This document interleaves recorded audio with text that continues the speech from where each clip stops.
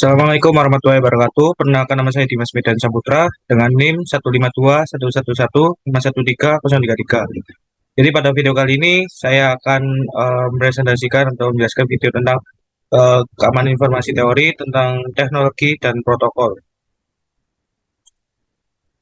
Untuk yang pertama, saya menjelaskan tentang monitoring common protocol, yaitu isinya mengenai syslog and NTP. Ya, yang pertama yaitu syslog, yang juga dikenal sebagai sistem login protokol, yaitu sebuah protokol standar yang banyak digunakan untuk mencatat dan pengiriman pesan dari perangkat jaringan server dan aplikasi ke server perangkat terpusat. Nah, yang dikenal sebagai server syslog. Nah, ini biasanya digunakan dalam sistem perangkat jaringan yang berbasis Unix dan juga didukung di banyak sistem operasi dan aplikasi lain.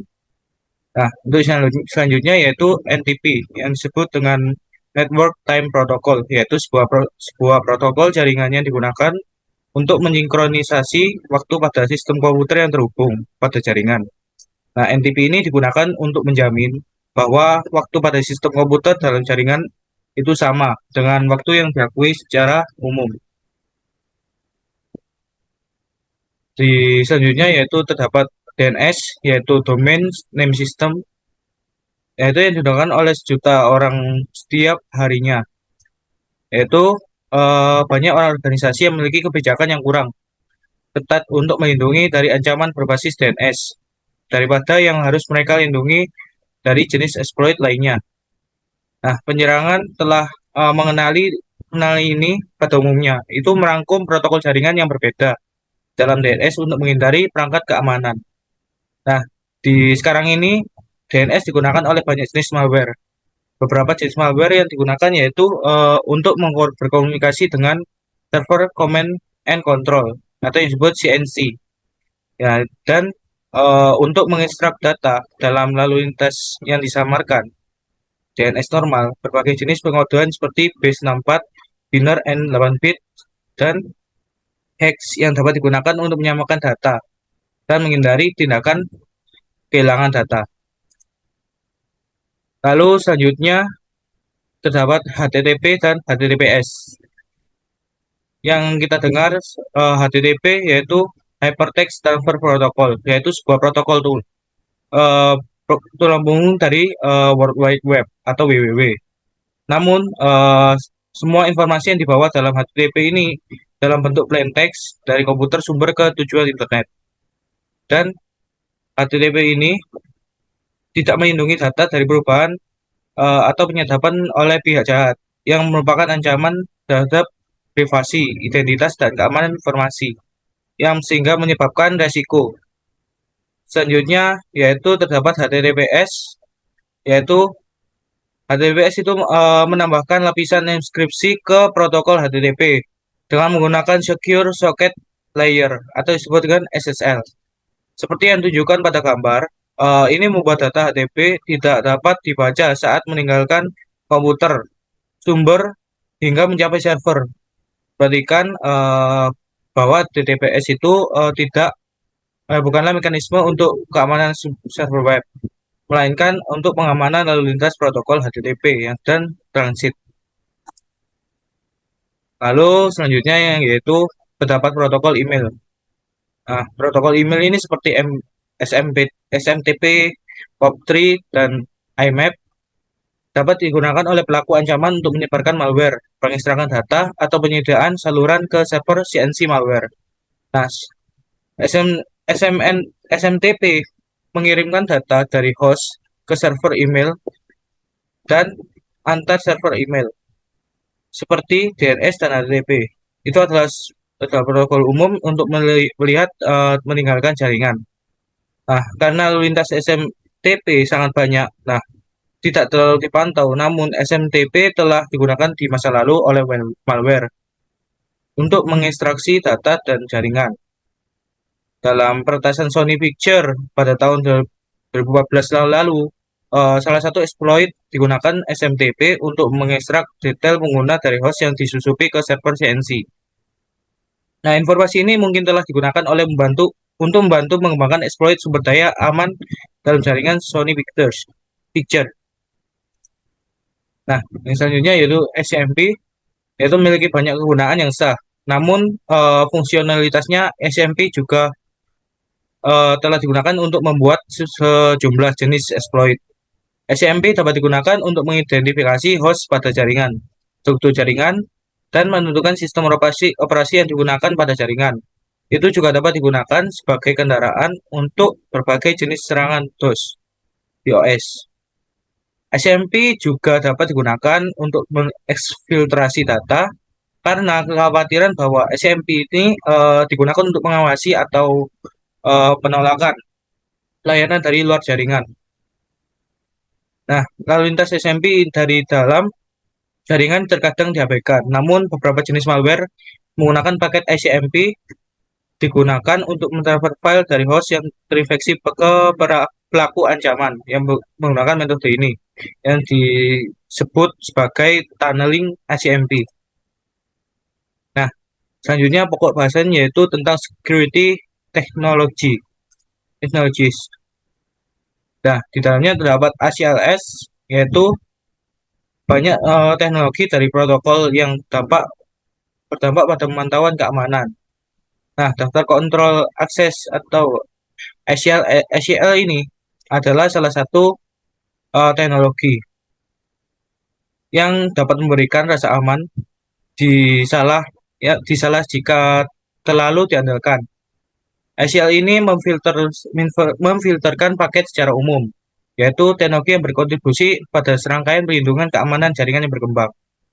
Penyerangan dapat menentukan alamat IP, protokol, dan port mana yang diizinkan oleh ACL. Ini dapat dilakukan baik dengan pemindaian part, pengujian penetrasi, atau melalui bentuk pengintaian lainnya. Nah, penyerangan ini dapat membuat paket yang menggunakan alamat IP sumber palsu. Karena aplikasi dapat membuat koneksi pada port arbiter. Selanjutnya yaitu menjelaskan tentang NAT dan PAT. NAT yaitu Networking Addressing Translation, dan PAT adalah Port Addressing Translation yang dapat mempersulit pemantauan keamanan. Nah, beberapa alamat IP dipetakan ke satu atau lebih alamat publik yang terlihat di internet, menyembunyikan alamat IP individual yang ada di dalam jaringan. Nah, menggambarkan hubungan antara alamat internal dan eksternal yang digunakan sebagai alamat sumber dan alamat tujuan. Alamat internal dan eksternal ini berada dalam suatu yang menggunakan NAT yang berkomunikasi dengan suatu tujuan di internet. Jika path yang berlaku dan semua alamat IP yang meninggalkan jaringan menggunakan 209.165.200.226. Ini di dalam alamat global untuk lalu lintas yang ada di internet yang akan mempersulit untuk mencatat perangkat jalan tertentu yang meminta atau menerima lalu lintas saat memasuki jaringan. Nah, masalah ini bisa sangat relevan dengan data net flow. Nah, selanjutnya yaitu ada encryption, encapsulation, dan tunneling. Nah, seperti yang disebutkan di HTTPS tadi, enkripsi dapat menghadirkan tantangan untuk pemantauan keamanan dengan membuat detail paket yang tidak dapat dibaca. Nah, enkripsi ini adalah bagian dari teknologi VPN.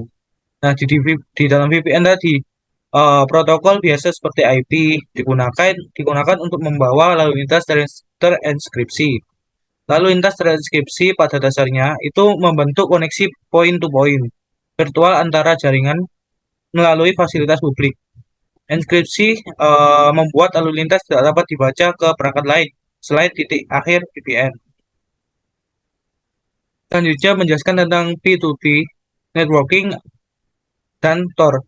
Nah, di dalam jaringan P2P ini, yang ditujukan host dapat beroperasi dalam peran klien serta servernya. Nah, di dalamnya ada 3 jenis aplikasi P2P, berbagi file, berbagi prosesor, dan pesan instan. Di dalam file P2P ini, file pada mesin yang berpartisipasi dibagikan dengan anggota jaringan P2P, yaitu dengan contohnya Napster dan Gnutella yang pernah populer waktu itu. Bitcoin adalah operasi P2P yang melibatkan pembagian database terdistribusi atau buku besar yang mencatat saldo dan transaksi Bitcoin. BitTorrent adalah jaringan yang berbagai file P2P. Nah, Tor itu adalah platform perangkat lunak dan jaringan host P2P yang berfungsi sebagai router internet di jaringan Tor. Jaringan Tor ini memungkinkan pengguna untuk menjelajahi internet secara anonim. Nah, pengguna pengguna ini mengakses jaringan Tor dengan menggunakan browser khusus. Pada waktu sesi penjelajahan dimulai, browser ini akan membuat jalur seperti end-to-end berlapis di seluruh jaringan server Tor yang dienkripsi seperti pada contoh. Setiap lapisan yang terenkripsi seperti pada lapisan bawang karena perutuhan bawang. Selanjutnya terdapat load balancing, yaitu penyeimbangan muatan melibatkan distribusi lalu lintas antar perangkat atau jalur jaringan yang mencegah sumber daya jaringan yang berlebihan dengan lalu lintas yang terlalu banyak. Nah, jika ada sumber daya yang redundan, algoritma atau perangkat penyeimbang muatan akan bekerja untuk mendistribusikan lalu lintas di antara sumber daya tersebut, seperti yang ditunjukkan pada contoh. Nah, pada salah satu cara yang dilakukan di internet, yaitu adalah melalui berbagai teknik yang menggunakan DNS untuk mengirimkan lalu lintas ke sumber daya yang memiliki nama domain yang sama. Tetapi beberapa alamat IP di dalam beberapa kasus ini didistribusikan mungkin ke server yang didistribusikan secara geografis. Nah, ini dapat menghasilkan suatu transaksi internet yang diwakili oleh beberapa alamat IP pada paket yang masuk. Nah, hal ini yang menyebabkan munculnya fitur yang mencurigakan yang dalam tangkapan paket. Nah, selain itu, eh, beberapa perangkat load balancing menggunakan probe untuk menguji performa jalur yang berbeda dan kesehatan perangkat yang berbeda. Sekian presentasi dari saya tentang teknologi dan protokol. Eh, Bila ada kurangnya mohon maaf. Sekian, wassalamualaikum warahmatullahi wabarakatuh.